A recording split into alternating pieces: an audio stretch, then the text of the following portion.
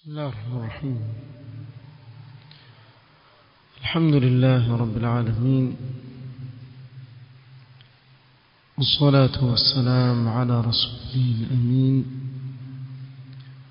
محمد وآله وصحبه أجمعين، أما بعد. leo ikiwa ni tarehe 7 mwezi wa Ramadhan mwaka 1442 katika silsila ya darasa Qasasul Anbiya, tulimalizia katika kikao cha jana kumzungumzia Nabiiullah Salih alayhi salatu wassalam, na leo biidhnillah ta'ala tutaanza kumzungumzia Ibrahim alayhi salatu wassalam. يقول الله سبحانه وتعالى: واذكر في الكتاب إبراهيم إنه كان صديقا نبيا. الله سبحانه وتعالى سمع كتابك واذكر في الكتاب إبراهيم، نومتاجي katika kitabu Ibrahim, innahu kana siddiqan nabiyya, kwani hakika yeye alikuwa ni mkweli tena ni katika mitume, katika nabii wa Allah subhanahu wa ta'ala. Ibrahim alayhi salam huwa abu al-anbiya wa huwa al-jadd al-akbar li rasulillah sallallahu alayhi wa sallam.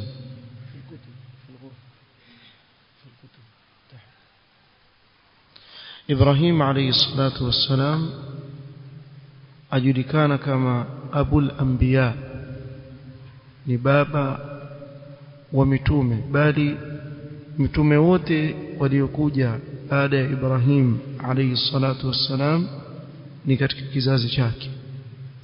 Mitume wote waliokuja baada ya Ibrahim alayhi salatu wassalam wote ni katika kizazi chake, yani ukirudi utakuta kuwa babu yao ni Ibrahim alayhi salatu wassalam kuanzia watoto wake. Wa huwa al-jadd al-akbar li rasulillah sallallahu alayhi wasallam idh huwa min walad Ismail. Ibrahim ndiye babu mkubwa wa mtume wetu Muhammad sallallahu alayhi wasallam, kwa sababu mtume sallallahu alayhi wasallam ni katika watoto wa Ismail alayhi salatu wassalam, ambaye Ismail ni mtoto wa Ibrahim alayhi salatu wassalam. فيكون إبراهيم هو الجد الأعلى لرسول الله صلى الله عليه وسلم. وإبراهيم أتكون لباب وجو ومتموت محمد صلى الله عليه وسلم. وقد خص الله تبارك وتعالى إبراهيم عليه الصلاة والسلام بخصائص فريدة.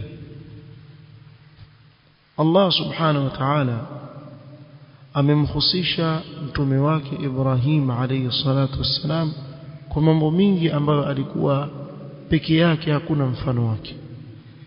Mwanzo, faja'alahu aban lil anbiya, Allah akamjalia ni baba wa mitume. Watoto wake tu wote ni mitume wa Allah alayhi salatu wassalam. Huku fabasharnaha bi Ishaqa nabiyyan min as-salihin, kwa hivyo ikawa mtoto wake katika upande wa Sara ambaye ni Ishaq ni nabii. Kadhalika upande wa pili wa Hajara akamzaa Ismail alayhi salatu wassalam, na tayari hao wote nani ni mitume wa Allah alayhi salatu wassalam. Kadhalika katika upande wa Ishaq wa miwarai Ishaqa Yaqub ambaye ni mjukuu wake Ibrahim alayhi salatu wassalam, pia nani ni mtume katika mitume wa Allah. Kadhalika katika upande wa Yaqub akazaliwa Yusuf alayhi salatu wassalam ambaye ni kitukuu cha Ibrahim alayhi salatu wassalam, pia ni mtume katika mitume wa Allah. Na hivi ndivyo ilivyokwenda. Na katika upande wa Ismail akaja mtume wetu Muhammad sallallahu alayhi wasallam. Hili ni jambo ambalo Allah amemhusisha nalo nani إبراهيم عليه الصلاة والسلام. كذلك هو إمام الأتقياء. جزاك الله خير. إبراهيم عليه الصلاة والسلام ni imamu wa wenye kumcha Allah subhanahu wa ta'ala. Allah subhanahu wa ta'ala amemjalia Ibrahim kuwa ni imam, kama tutakavyoona biidhnillah ta'ala katika fadhila za Ibrahim.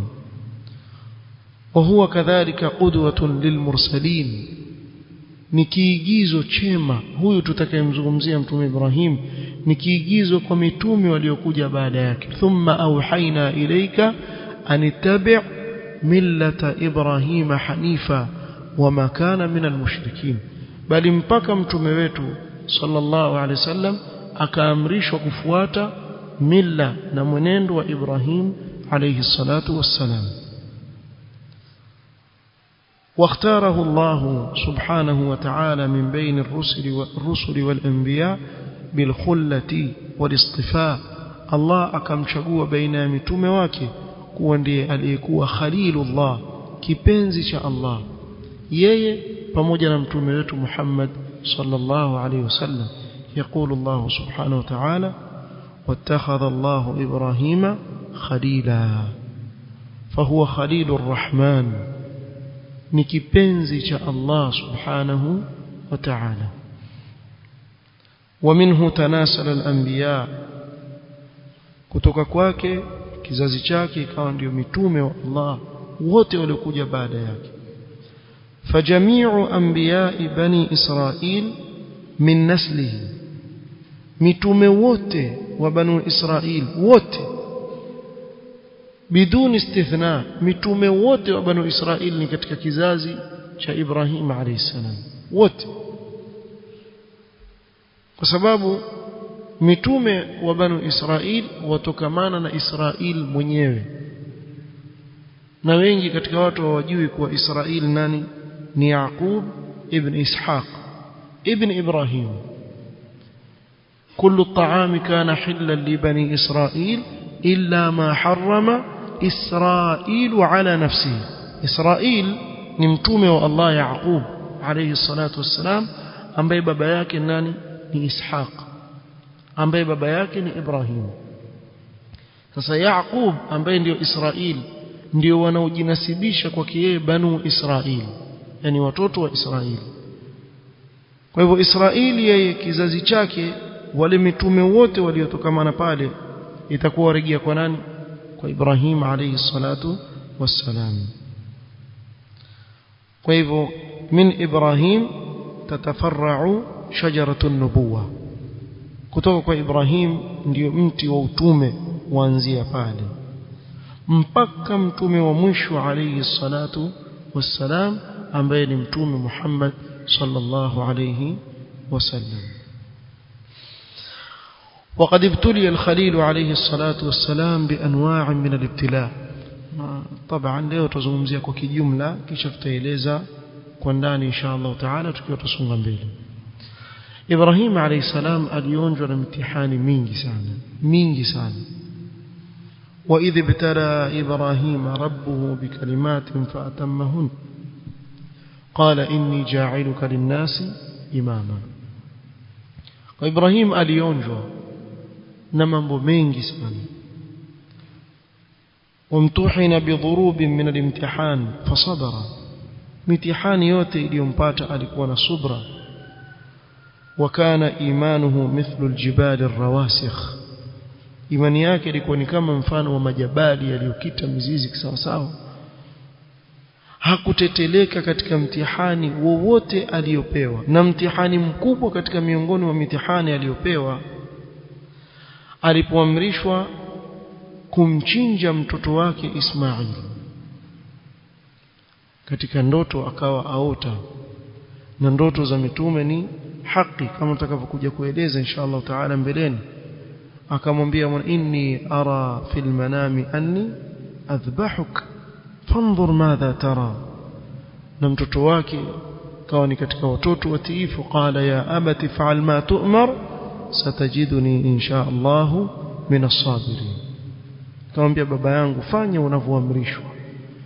Ingawa hizi ndoto za mitume usije wewe ukaja ukatuambia ninamuota mtoto wangu namchinja ukataka kumchinja mtoto wako. Muongo wewe, haiwezekani. Ni mitume peke yake. Kwa usije kutuambia mmemuota bwana mtoto wangu namchinja mimi. Ndio tukwambieje? Ndoto yako kama Ibrahim? Hiyo ndoto yako itakuwa kama na shetani sasa. Si sawa ndoto yako. Kwa hiyo Ibrahim katika mtihani mkubwa aliopewa ni kumchinja mwanawe Ismail, na pia huu akapita, hakufeli. Akafanya kama vile alivyoamrishwa na Allah subhanahu wa ta'ala. Allah subhanahu wa ta'ala akamletea badala yake kondoo aliyenona. wanadainahu an ya Ibrahim qad saddaqta ar-ru'ya. Kwa hivyo alifanya kweli yale aliyoamrishwa na Allah subhanahu wa ta'ala, na ndio maana kila mtihani amefaulu. Kila alichofanya amrishwa na Allah amekifanya, mpaka Allah subhanahu wa ta'ala alipomzungumzia Ibrahim asema Ibrahim alladhi waffa. Hakuna ambacho alifanyia upungufu, bali alitekeleza ibada za Mola wake kisawa sawa, mpaka kufikia Allah subhanahu wa ta'ala kumuita Ibrahim kuwa ni umma. Yeye peke yake ni umma, ni qudwa kwa kila anayekuja baada yake. Qala ta'ala inna Ibrahima kana ummatan, alikuwa ni umma kwa mtu mmoja. Qanitan lillahi hanifan wa lam yakun minal mushrikin. Kwa hakuna la kustaajabu kwa sifa hizi adhimu ambazo Allah subhanahu wa ta'ala ampa Ibrahim. Kweli ana fadhila kubwa mbele ya Allah, yatosheleza kuwa ni abul anbiya na ni imamul atqiya na ni ramz al-iman. Subhanallah, Ibrahim alayhi salatu wassalam ndiye anayepigiwa mfano kwa watu waliosimama kisawasawa katika kulingania katika tauhid, mpaka kufikia kuhatarisha maisha yake kwa ajili ya kuwalingania watu katika njia ya kumwabudu Allah subhanahu wa ta'ala. Na nyote mwafahamu, na biidhnillah tutakuja kuzungumzia, mpaka kufikia jamaa zake kumtupa ndani ya moto, kumtupa ndani ya moto mkubwa sana kwa sababu ya kuwalingania katika kumwabudu Allah subhanahu wa ta'ala. Nasab ya Ibrahim alayhi salatu wassalam. Ibrahim alayhi salatu wassalam nabiyullah huwa Ibrahim. Wataja katika Taurat kwa Ibrahim alayhi salatu wassalam jina lake ni Ibrahim ibn Tarih. Hii ni katika Taurat, lakini Al-Qur'an Al-Karim dhakara anna isma abihi huwa Azar. Qur'an yatajawazi katika suratul An'am, wa idh qala Ibrahim li abihi Azara atattakhidhu asnaman alaha inni araka wa qaumaka fi dhalalin mubin. Kwa tukiangalia Qur'an imemuita wazi baba yake Ibrahim nani? Azar. Na bila shaka hii ndiyo sahihi ambao watu watakikana warejee, jina lake ni Azar. Na watu wa tarehe wengine wametaja kwa kujengea yale walioona katika Taurat, na baadhi ya wafasiri wa Qur'an wakafuata mkondo huo mpaka kusema kuwa Azara pale ni ammi yake Ibrahim, si baba yake Ibrahim. Kwa nini wasema hivyo? Huenda ikawa kilichowasukumia wao ni kutaka kumtakasa Ibrahim alayhi salatu wassalam, na yeye ni abul anbiya, kutokamana na baba mshirikina. Haiwezekani kwa Ibrahim baba yake awe nani? Ni mshirikina. Kwa hivyo hili jambo ni kubwa mno, haliwezekani. Pamoja na kuwa hata akiwa baba yake ni mshirikina, hii haimpunguzii cheo chake Ibrahim alayhi salatu wasallam kabisa, haimpunguzii kabisa. Na hili ndio linalofanya al-khurafiyun kulazimisha kuwa baba yake Mtume Muhammad sallam alikuwa ni Muislamu au ala al-fitra. Hivi ndio liwabebea makhurafi kwenda kule, wakati Mtume sallallahu alaihi wasallam inna abi wa abaka fi an-nar. Haya ni maneno ya Mtume sallam, si yangu wewe wala si yako wewe, wala hakuna mtu ana ruhusa ya kumuingiza yote peponi wala motoni. ni maneno ya Mtume salama ameyazungumza katika hadithi sahihi, na wala hili halipunguzi cheo cha Mtume Muhammad sallam wala Ibrahim alayhi salatu wassalam, kwa sababu alhidayatu biyadi man, alhidayatu biyadi Allah subhanahu wa ta'ala, uongofu katika mikono ya Allah subhanahu wa ta'ala. Yudhillu man yasha wa yahdi man yasha, Allah anayetaka atapotea na anayetaka yeye atamuongoza subhanahu wa ta'ala. Wa huwa a'lamu bil muhtadin, innaka la tahdi man ahbabta walakin Allah yahdi man yasha wa huwa a'lamu bil muhtadin. tizama mkewe Firaun alikuwa nani? وضرب الله مثلا للذين آمنوا امرأة فرعون, huyu mama mume wake Firaun akawa ni katika watu wa peponi. Rabbi ibni li indaka baytan fil janna. Na huku upande wa pili وضرب الله مثلا للذين كفروا امرأة نوح وامرأة لوط. tizama mke wa Nuh alikuwa kafiri na mke wa Lut alikuwa kafiri, na mtoto wa Nuh alayhi salatu wassalam, mtoto wake tu aliyemzaa, na hapa tuliwahi kuzungumza kisa hicho, alikuwa kafiri, akamkufuru baba yake alayhi salatu wassalam. ولم ينقص ذلك من قدر أحد من الأنبياء شيئا, wala hilo halikupunguza chochote katika cheo cha mitume wa Allah alayhi salatu wassalam kabisa, hakuna chochote kinachowapungukia. bali mtume wetu Muhammad sallallahu alayhi wasallam ametueleza kuwa baba yake Ibrahim ni Azara katika hadithi sahih rawahu al-Bukhari عن النبي صلى الله عليه وسلم أنه قال يلقى إبراهيم أباه آزر يوم القيامة. إبراهيم atakutana baba yake Azar siku ya kiyama. Siku watu wamefufuliwa, Ibrahim atakutana baba yake. Wa ala wajhi Azar, akarejelea tena, na katika uso wa Azar akataja kuwa katika uso wa Azar kuna qatara wa ghabara, bimaana kuna weusi na kuna vumbi katika uso wake. kiufupi katika hii hadithi, fayaqulu lahu Ibrahim alam aqul laka la ta'sini, baba yangu, si nilikwambia mimi wewe usiniasi? waona leo akawa yumlaumu nani? yumlaumu baba yake. yalumuhu Ibrahim alayhi salam, alam aqul laka la ta'sini. na hii yaingia katika kauli yake Allah subhanahu wa ta'ala, idh qala li abihi ya abati lima ta'budu ma la yasma'u wa la yubsir wa la yughni 'anka shay'a يا أبت إني قد جاءني من العلم فاتبعني أهدك صراطا سويا يا أبت لا تعبد الشيطان إن الشيطان كان للرحمن عصيا يا أبت إني أخاف أن يمسك عذاب من الرحمن فتكون للشيطان وليا. haya maneno aliyomwambia yote haya babake akataka kumpiga kwa mawe aswa, la arjumannak, nakupiga kwa mawe wewe, masanamu na watengeza mwenyewe mimi, kisha wanaambia nsiabudu. wewe una elimu sana wewe kijana. kwa hivyo akamkanusha mtoto wake. fayaqulu abuhu, babake atasema baada an wajada wa'ida Allah lilkafirin, ashaona kuwa makafiri sasa leo ni adhabu, amwambia mwanawe falyawma la a'sika, fisi kweli leo mimi sikuasi, leo basi leo nakufuata. wasemaje? mimi nichakubali kabisa.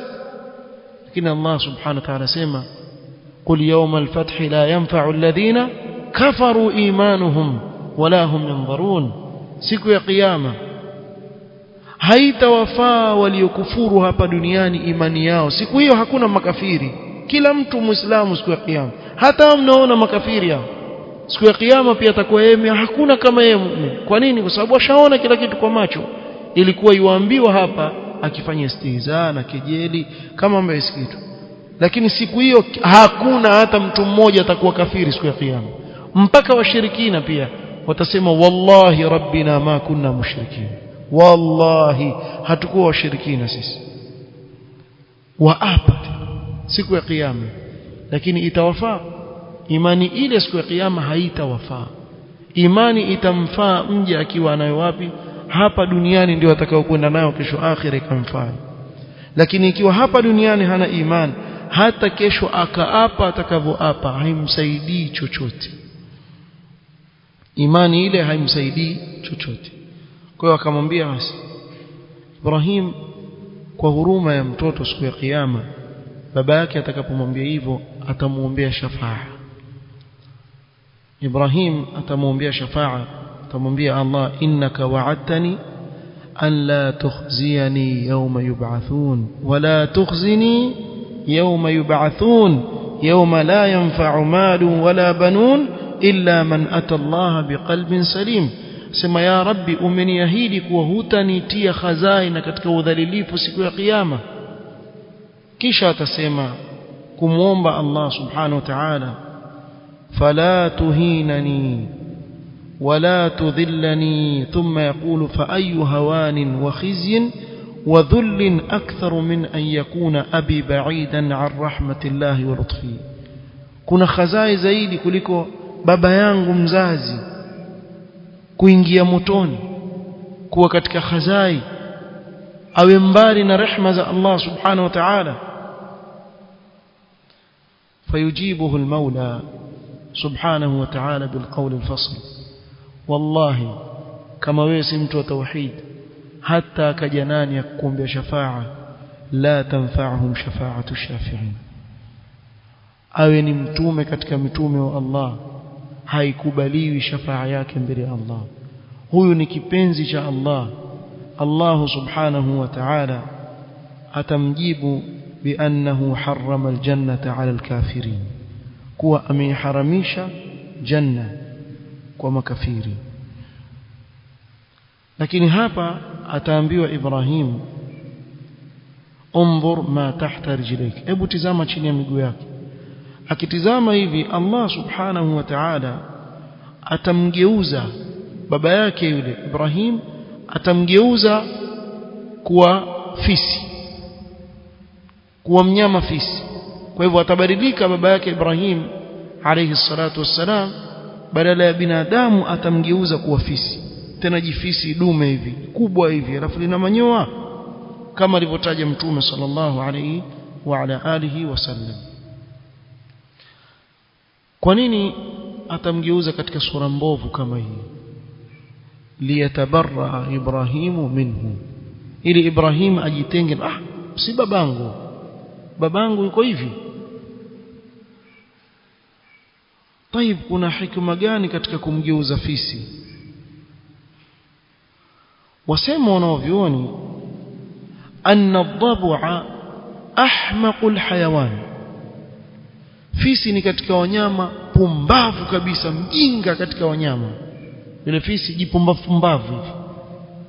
Kwa nini? Asema wa min humqihi annahu yaghfulu amma yajibu at-tayaqqudhu lahu, katika upumbavu na ahmaq yule fisi alivyo, aghafilika katika mambo ambayo atakana awe yajua. Liko hivyo jifisi cheka yuaje mali mara shapapurwa na simba, yeye aona mahali kuna chakula hivi, wala yeye ajileta hivyo hivyo. Alafu jipumbavu lile likipata wenzake utajua kama mfisi. Hata simba pia asimame akipata wenzake, atamuuma huko, mwingine atamuuma huko, mjinga na riski yake ndio hivyo, yuala kiujinga hivi. Allah amemjalia yuala mizoga tu, jinyama jinga hivi, lakini yualiwa kwa upumbavu wake. Pia yualiwa yani yafaa kumla, ikiwa waweza kula nyama yake basi kula, ni halali. Tayeb, kwa kuwa Azara hakukubali nasiha ya yule mtu anayemwonea huruma zaidi, ambaye nani? Mtoto wake Ibrahim, akakubali kumfuata shetani kwa kumshirikisha Allah subhanahu wa ta'ala. Kwa hivyo akastahili kugeuzwa nani? Fisi, mjinga. Vipi wewe utawacha yule anayekupenda kabisa kulingania katika usawa kwenda kumfuata shetani? Alam a'had ilaykum ya bani adam an la ta'budu ash-shaytan innahu lakum aduwwun mubin. Kuna ujinga zaidi ya mtu ambaye huyu adui yako kisha yuenda kwake? Watu wakoje? Almuhim, hiki kisa maarufa katika sunna hadithi katika Bukhari wa Allah subhanahu wa ta'ala akamgeuza baba yake fisi kisha akabebwa kwa miguu yake akatumbukizwa ndani ya moto wa jahannam. Ashahid ni kuwa Mtume sallam alimuita babake Ibrahim nani? Azar. Kwa hivyo hii ndio kauli yenye nguvu. طيب huyu ni Ibrahim alayhi salatu wassalam tukizungumzia katika upande wa kama tutanguliza. Ibn Kathir rahimahullah akitilia mkazo kuhusu jina la baba yake Ibrahim katika kauli ya Allah wa idh qala Ibrahim li abihi Azara atattakhidhu asnaman alaha al-aya qala wa hadha yadullu ala anna isma abi Ibrahim Azara. Hii aya ni dalili ya wazi kuwa jina la baba yake Ibrahim ni Azara. Wa jumhur ahli an-nasab minhum Ibn Abbas على أن اسم أبيه تارح وأهل الكتاب يقولون تارخ بالخاء المعجم فقيل إنه لقب بصنم كان يعبده اسمه آزر. wengine wasema alibandikwa jina la Azar kwa sababu ya sanamu aliyekuwa akimwabudu yeye akiitwa hivyo. na Ibn Jarir akasema wasawabu anna ismahu Azar kama dhakara al-Qur'an, kwa usawa jina lake ni Azar kama ilivyokuja katika Qur'an. Kisha wakataja huenda ikawa ni laqab ama na jina lingine. Almuhim kauli ambayo tutairejelea ni kauli ya Allah subhanahu wa ta'ala aliposema wa idh qala Ibrahim li abihi Azar. Hiyo ni katika kuzungumzia nasaba ya Ibrahim, baba yake ni Azar. Kutoka hapo Ibrahim alayhi salatu wassalam alizaliwa katika nchi ya Iraq. Alizaliwa katika nchi ya Iraq, sehemu inayojulikana kama Babil, na wale Mayahudi huitwa Babylon kule, sio Babil. Kule ndiko alikozaliwa yani Ibrahim alayhi salatu wasalam Iraq. Kisha walifanya hijra na baba yake wakaja wapi? Wakaja upande wa Sham. Na hayo biidhnillah taala na da'wa ya Mtume Ibrahim alayhi salam ambao ndio muhimu zaidi kwetu sisi, tutakuja kuanza kuizungumzia katika kikao kitakachokuja. Ikiwa kuna chochote kingine cha kutanguliza tutatanguliza nacho, kisha moja kwa moja tuingie katika kuizungumzia da'wa ya Mtume Ibrahim alayhi salatu wassalam, sababu haya ndio aliyozungumzia zaidi. Amezaliwa wapi? Hii haikutajwa la katika Qur'an wala katika Sunna kuwa alizaliwa mji fulani akakulia hivi akulia hivi. Qur'an zaidi imemzungumzia kuanzia akianza kufanya nini?